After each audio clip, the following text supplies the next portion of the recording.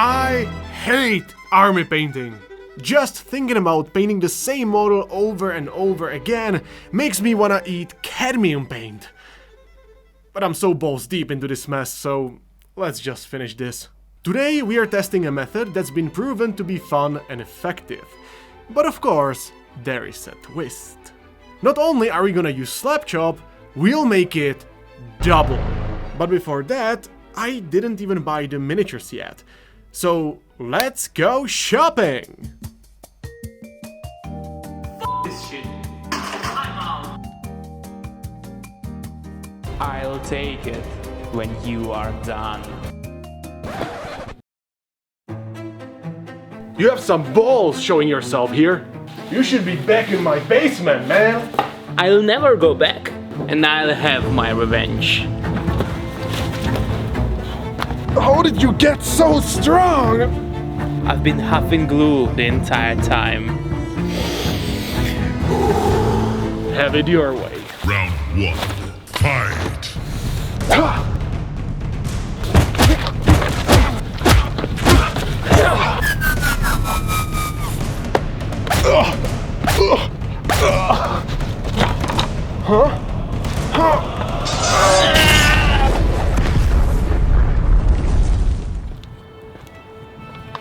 So you wanna take my army?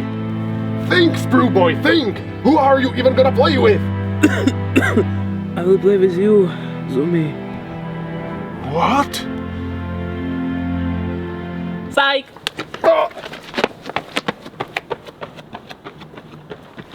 You'll never get my army, you hear me? Well, anyway, after getting the models, it was time to get started. You might remember that I was surprisingly pleased with my swooping hogs. That was only one round of Slapchop and some detailing on top. And since that turned out to be great, the question is, does one more round of Slapchop gonna make it even better? We'll find out very soon, however, I already encountered my first challenge. Don't ask me how it happened, but the models still have too many mold lines.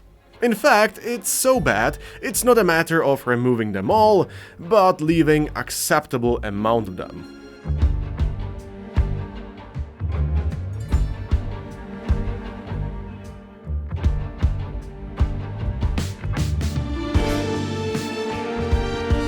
Jesus Christ, what a start. So anyway, after that whole debacle and priming these guys, it's time to get slapping. If you are not familiar with the term Slapchop, it just means that you dry brush your miniature with a bright color, which is the slap part, and apply contrast paints on top, which is the chop part. That way you get fast and effective result without any need for airbrushing. Now with my swooping hogs, I use the lilac and the bright yellow you see on my textured palette. But for these guys, I think that white is more suitable. With every brushstroke, you see how details become more defined. That's actually the whole reason for doing it. Dry brushing your minis will highlight the raised features, while keeping the recesses and more hidden parts darker, so you get this sort of easy shading. On the other hand, all the mold lines become more visible, and on these old models, it's quite bad.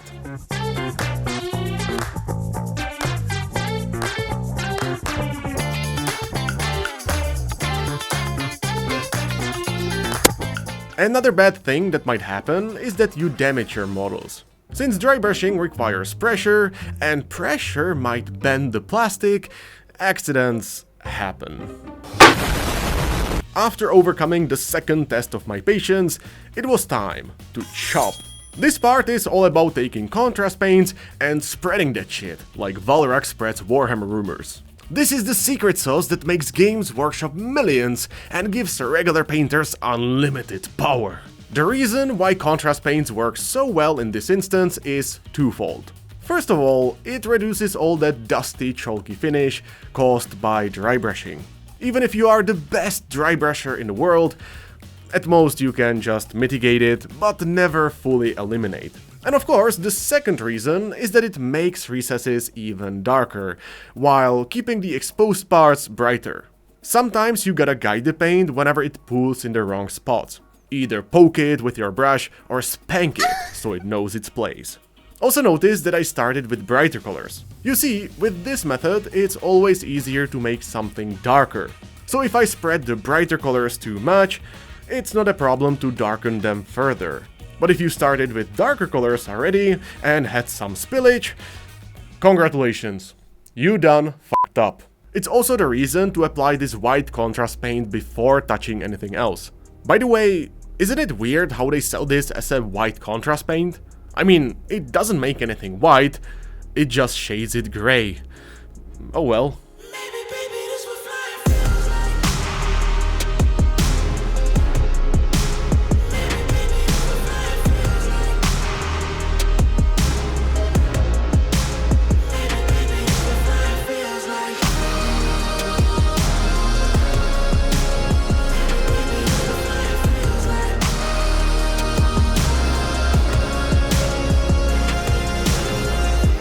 Okay, so after first round of Slapchop, this is what we got.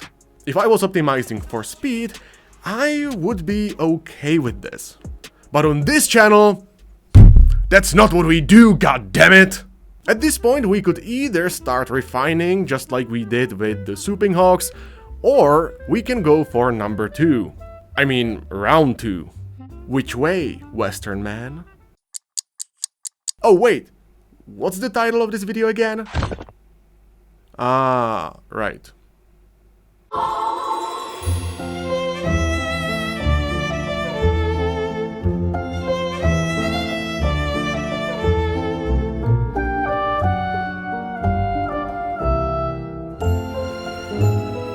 So, I repeat the same process, but this time over painted miniatures.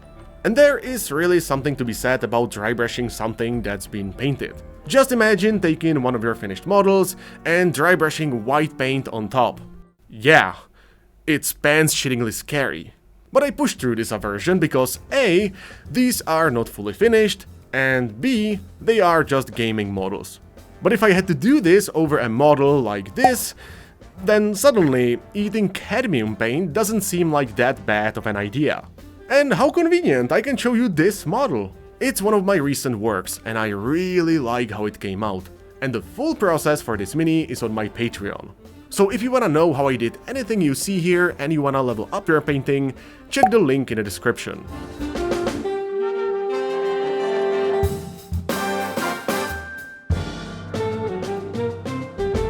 Anyway, after creating even more texture with the second round of dry brushing, we gotta dial it back with contrast paint. On some minis it's better, on others it's worse. But the fact of the matter is, there is no avoiding building some texture. Even though it's not a perfect solution, contrast paints do cover some of that chalkiness. At this point I should also keep in mind that these are only gaming models, and they'll be viewed from a certain distance. It's not like people will see the details just like you see them on camera. So at least I don't have to worry about people throwing up from seeing those mold lines.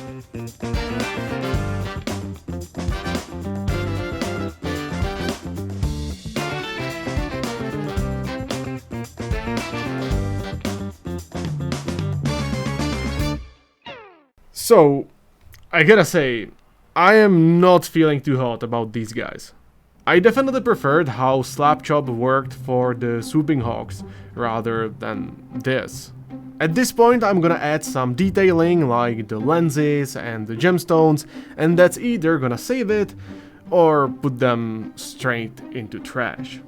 And you might think that I am being too harsh, but there are legit reasons for feeling this way. First of all, just look at these freaking sculpts. If you haven't noticed, these are very goofy, especially compared to their Phoenix Lord Azurman. Oh hey, I painted this guy.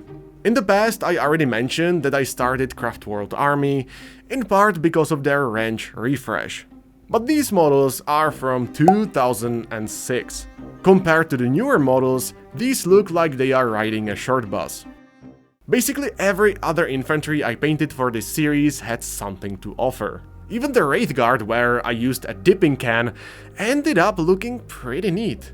But with these, I am so uninspired that any effort feels like a waste. I even skipped painting some of the bells and whistles, which I wouldn't do for other models.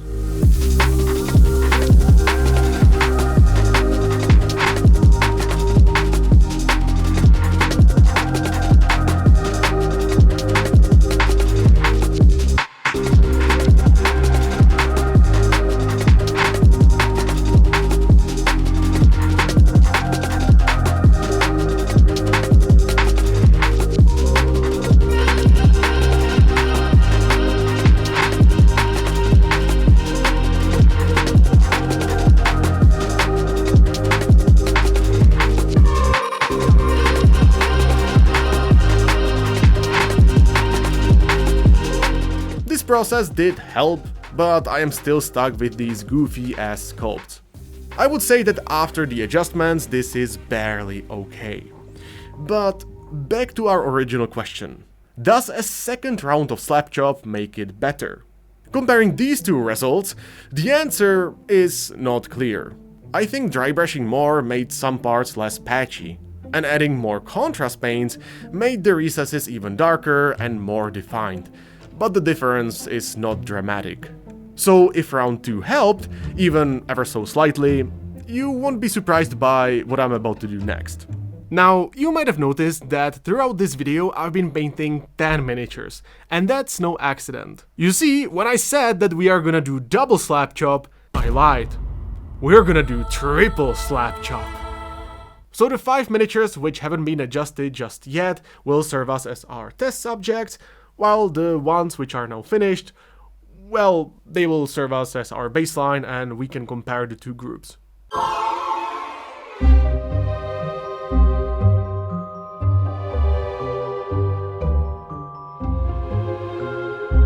As I am dry brushing the other 5 miniatures, you'll notice that I am using less pressure. There is already some texture baked into these guys, and I really didn't need any more. And at the same time, I am starting to think that Slapchop might be better for minis that are more organic or open. At the very least, when I Slapchopped the Swooping Hawks, it looked much better, so let's see if we can save these guys.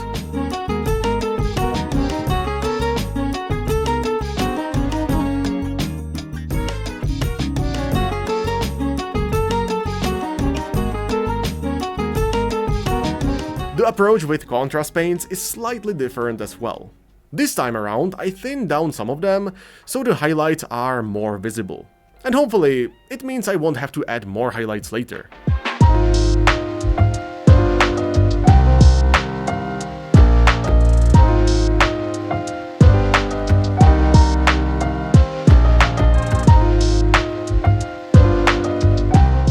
Okay, so after round 3 of Slapchop, this is what we got.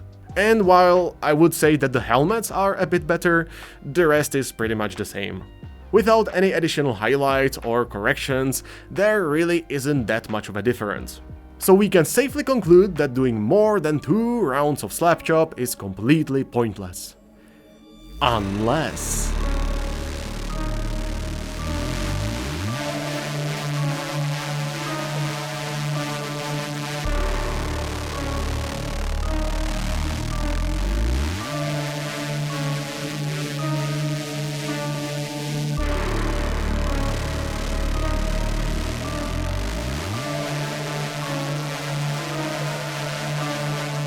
This time it's gonna be different. I am using even less pressure, an even smaller brush.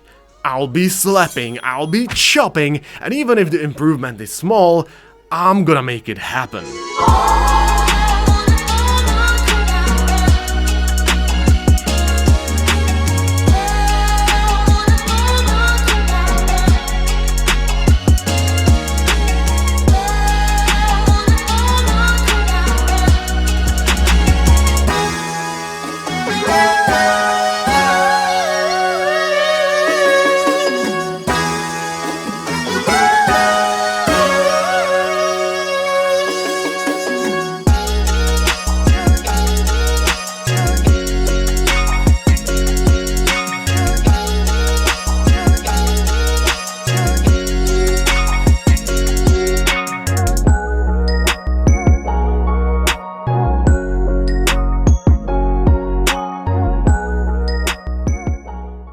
And after all of that, here is the final comparison. There probably isn't much of a difference between round 3 and round 4, but when we go all the way back, I do see it. I've specifically picked this guy to see his progression. And if you focus, you'll see that the armor became more defined and the helmet gets cleaner. But is it worth doing Slapchop 4 times instead of just once or twice and adding some detailing on top? We can compare the Quadra Slapchop to our control group. And yeah, the time is better spent on touch-ups. Now when I said that this is the final comparison, I lied. I actually went for the 5th round of Slapchop because I really enjoyed to suffer. But skipping the process, here we can compare all rounds next to each other. The law of diminishing returns does not lie. Clearly, each iteration is better, but it's not like the last one is 5 times better. Because of that, we'll be only ranking double Slapchop with refinement and nothing else. Because anything after that is just shooting yourself in the dick. I would still say a single Slapchop with touch-ups is much superior, because it's faster and you get to refine early. That energy you would spend on slapping and chopping later can be spent on details. So for me, I'm gonna rank it 3 beards out of 10, because it's not straight up dog shit, but it is a method I won't use ever again. With the 10 Dire Avengers added, we have basically 1600 points, so we are at the final stretch. And do you remember how I mentioned the Azurman? Well, not only is this code better than the Dire Avengers, but I also used a very different painting method. It is still decently fast and gives you better quality for your HQs. So if you wanna learn it, watch this video next where I cover it in full detail. And see you there!